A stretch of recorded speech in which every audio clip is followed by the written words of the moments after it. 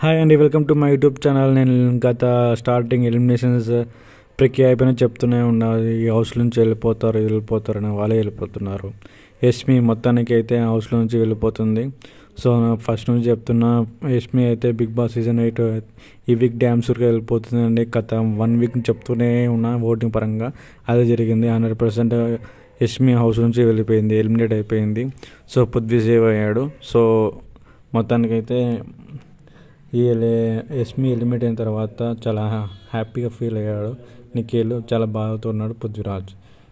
So మొత్తానికి ఈ Yashmi eliminate కావడం ఎవరికి బాగా హ్యాపీ ఫీల్ అవుతున్నారంటే హౌస్లో విష్ణుప్రియ. ఎందుకంటే విష్ణుప్రియ యష్మికి పడలేదు కాబట్టి సో వెళ్ళిపోతే చాలా హ్యాపీ ఫీల్ అయ్యారు.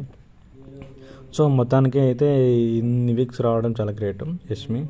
సో మొత్తానికి తన ఎఫెక్ట్స్ తను సాధించింది. కానీ ఈ మధ్య సరే గేమ్ ఆడక ఇతరుల మీద ఫోకస్ పెట్టడం వల్ల తన ఆట తీరు మారిపోయి ఓటింగ్ పరంగా చాలా లీస్ట్ వచ్చేసినాయి. ఆఖరి పృథ్వీరాజ్ కన్నా లీస్ట్ ఓటింగ్ వచ్చిందంటే అర్థం చేసుకో తన ఆట తీరు ఎలా ఉన్నది. మొత్తానికి అయితే ఎలిమినేషన్ ప్రాసెస్ అయితే అయిపోయింది. కానీ 100%గా 102% కూడా చెప్తున్నారు ఫస్ట్ నుంచి యష్మి అని. యష్మినే వెళ్ళిపోయింది హౌస్ నుంచి. సో మొత్తానికి అయితే ఈ వీక్ యష్మి హౌస్ నుంచి వెళ్ళిపోయింది. సో నెక్స్ట్ వీక్ అయితే అందరు రావాల నామినేషన్స్లోకి. సో నెక్స్ట్ వీక్ అందరు నామినేషన్స్ వస్తే అప్పుడు పృథ్వీరాజు, విష్ణుప్రియ వీళ్ళిద్దరిలో డ్యామ్స్ హౌస్ నుంచి వెళ్ళిపోతారు.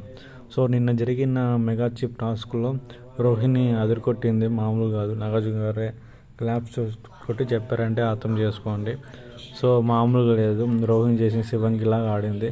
సో ఈ దెబ్బతో టాప్ 5లోకి వెళ్ళిపోయింది.